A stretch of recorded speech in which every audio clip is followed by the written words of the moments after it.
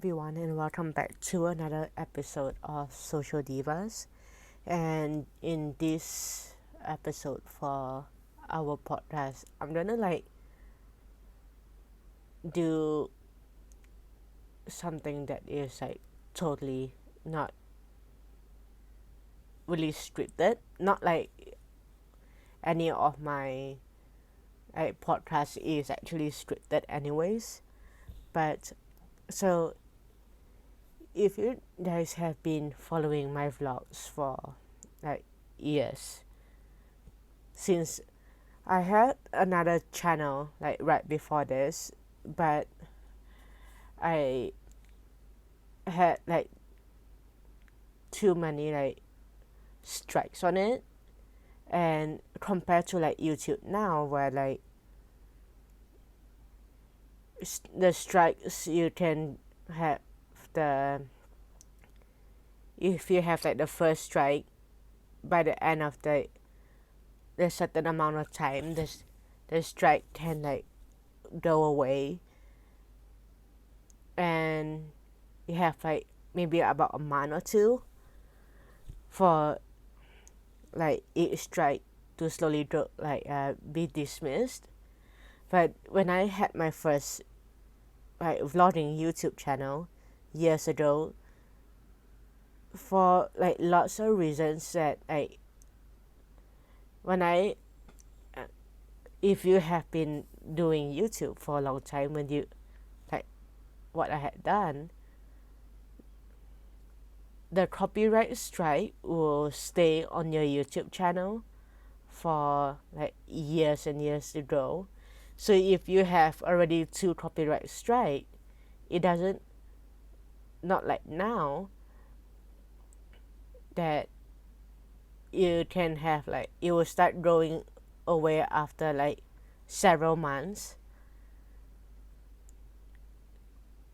When I started YouTubing, it just stays on until you get the 3rd strike, then your channel will get cancelled, and you're not allowed to use that channel ever again. And that is the only reason why I've created this new channel. And basically, how I managed to come up with lots of the contents is, one is where we're going. I've done a lot of vlogging on countries that we have and cities that we have been, in Italy, France, and we have more coming between the next year, which I don't want to reveal it now until the days come nearer. And the second thing that I look for is movies or any theater shows, and some ballet productions that I've done, like the Nutcracker, the Don Quixote ballet.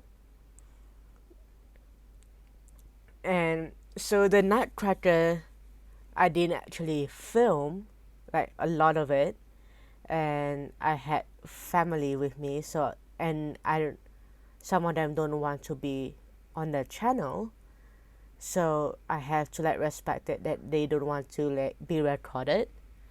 And certainly is that I don't know how much can be recorded without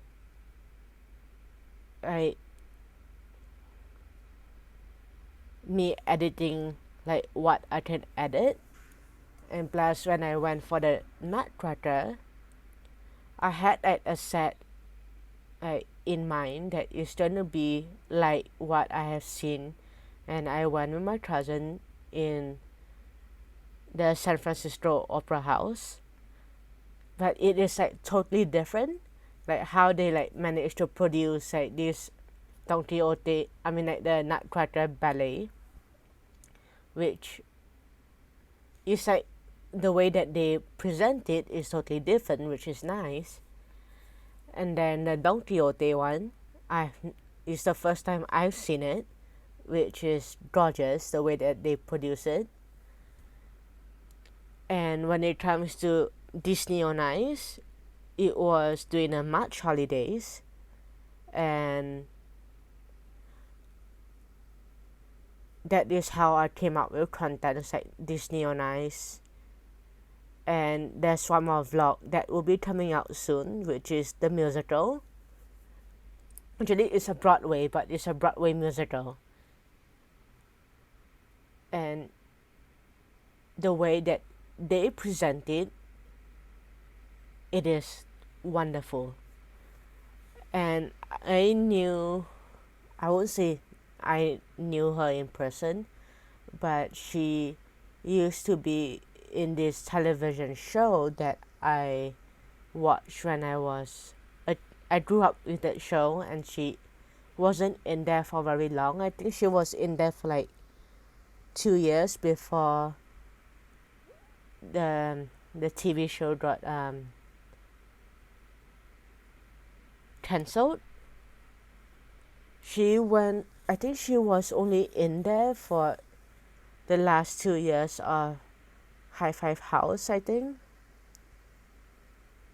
And actually, I wasn't planning to go to that Broadway musical, but I only went because I actually Instagrammed her saying that, are you actually performing in the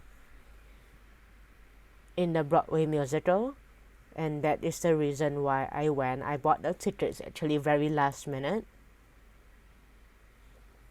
and the seating is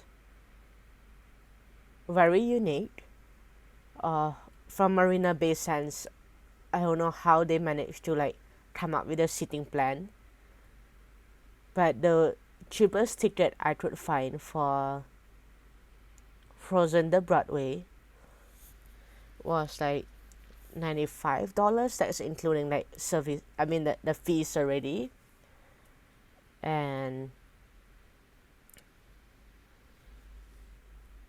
I have a few more that I said that I have a few more in mind, which I am kind of thinking whether is it really worth going, because unlike some Broadways where tickets does sell out very fast, some of them I'm not very sure if the tickets can be sold out very fast, but we'll see closer to date.